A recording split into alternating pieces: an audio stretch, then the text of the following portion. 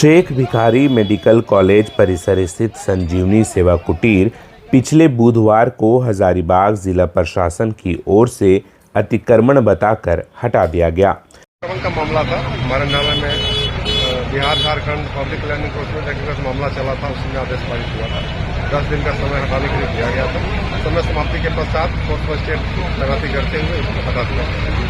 बता दें कि हजारीबाग सदर विधायक प्रदीप प्रसाद की ओर से उनके जन्मदिन के मौके पर बीते 4 जनवरी 2025 को शेख भिखारी मेडिकल कॉलेज हजारीबाग परिसर में संजीवनी सेवा कुटीर की स्थापना की गई थी, जिसका उद्देश्य पूरी तरह से सामाजिक सेवा प्रदान करना था। इसे विशेष रूप से उन समस्याओं का समाधान करने के लिए स्थापित किया गया था जो अस्पताल परिसर में मौजूद अव्यवस्था, चिकित्सीय सहायता की कमी और गरीब असहाय मरीजों की उपेक्षा से उत्पन्न होती थी। हालांकि स्वास्थ्य मंत्री इरफान अंसारी ने संजीवनी सेवा कुटीर के जरिए भाजपा पर शेख भिखारी मेडिकल कॉलेज में राजनीति करने का आरोप लगाया था। साथ ही संजीवनी सेवा कुटीर में कार्यरत लोगों पर शांति भंग करने का भी आरोप लगाया और संजीवनी सेवा कुटीर को शेख भिखारी मेडिकल कॉलेज परिसर से हटाए जाने को सरकार का उचित कदम बताया। जिसके बाद गुरुवार को विधायक प्रदीप प्रसाद ने हजारीबाग स्थित अपने आवासीय परिसर में झारखंड के पूर्व मुख्यमंत्री रघुवर दास की मौजूदगी में एक प्रेस वार्ता आयोजित कर संजीवनी सेवा कुटीर में कार्यरत लोगों पर स्वास्थ्य मंत्री की ओर से लगाए गए सभी आरोपों को आधारहीन और बेबुनियाद बताया। साथ ही चरमराती स्वास्थ्य व्यवस्था को लेकर स्वास्थ्य मंत्री पर जमकर बरसे।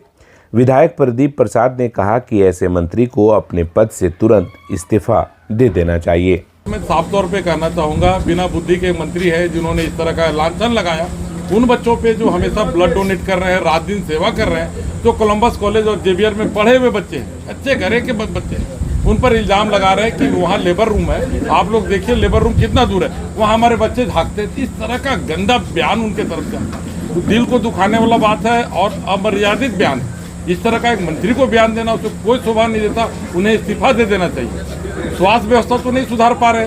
स्वास्थ्य की जो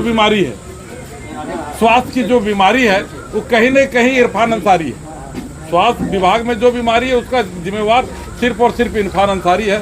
और जिस तरह से सेवा कुटीर को हटाया बदनाम करने के लिए दलाल लोग रात दिन लगे रहते हैं। जैसा आप लोगों को पता है, पेशेंट को खींच के ले जाते हैं। वहाँ अगर किसी भी प्रकार का कोई भी पेशेंट पहुंचता है, गरीब से गरीब भटकते रहता है, इलाज कहाँ होगा कोई नहीं जानता। हमारे लोग लेके जाते हैं। अगर बीमार व्यक्ति ज़्यादा लाचार है तो उसको हम लोग खाना खिलाते हैं, दवाई देते हैं, कंबल देते हैं। अगर इमरजेंसी दवाइयाँ हैं तो इमरजेंसी दवाइयाँ देते हैं, तब जाके होता है। रोज़ काफ़ी खर्च होता है हम लोगों को। यहाँ से रिम्स तक ले जाते हैं, वहाँ भी दलाल भेड़िए की तरह लगे हुए, बेड नहीं मिलता तो हमारे लोग वहाँ बेड देते हैं। तो कौन सा गुनाह किया जो इस तरह से किए? एक मोटी रकम उनको दी गई प्राइवेट नर्सिंग होम के द्वारा और उसके तरह इस तरह का कार्य किए। कल उनका एक और बयान आता है कि जितने भी यूट्यूबर हैं उनको सदर अस्पताल के प्रेमिसेस में घुसने को मनाई है। बताइए कहाँ तक उनका बयान है और कैसे कांग्रेस पार्टी ऐसे बददिमाग नेता को अपना मंत्री बना रही? क्या उसमें नेता का कमी हो गई? क्या नेता है नहीं कांग्रेस के पास जो इस तरह का फालतू आदमी को यहाँ बना दिए गए और लोग मर रहे हैं, तड़प रहे हैं, उसको देखने वाले नहीं है। लिफ्ट खराब है, ऑर्थो का मशीन खराब था, उसको मैंने 24 घंटे के अंदर बनाया। सारा एम्बुलेंस जो सर के द्वारा दिया गया था, वो सारा एम्बुलेंस आज फतह के जंगल में पड़ा हुआ है। हम लोग एम्बुलेंस दे रहे हैं, दवाई दे रहे हैं, ब्लड दे रहे हैं, रात दिन सेवा कर रहे हैं। तो कैसे इल्ज़ाम लगाएंगे हमारे बच्चों पे? कोई अधिकार नहीं उनको इल्ज़ाम लगाने को उन बच्चों पे जो रात दिन खटते हैं, रात दिन मेहनत कर रहे हैं। रात को जब फोन उठाना पड़ता है, जगना पड़ता है, तब दर्द होता है कि कैसे रात में नींद आना। तो वैसे मंत्री को तो हम कांग्रेस पार्टी से मांग करेंगे कि इसको तुरंत दरकिनार करें, इसको हटाए और ये मंत्री इस्तीफा दें। आप लोग को मीडिया बंधुओं के माध्यम से मांग करते हैं कि जल्द से जल्द ये आदमी इस्तीफा दे। Subscribe now and press the bell icon. Never miss an update.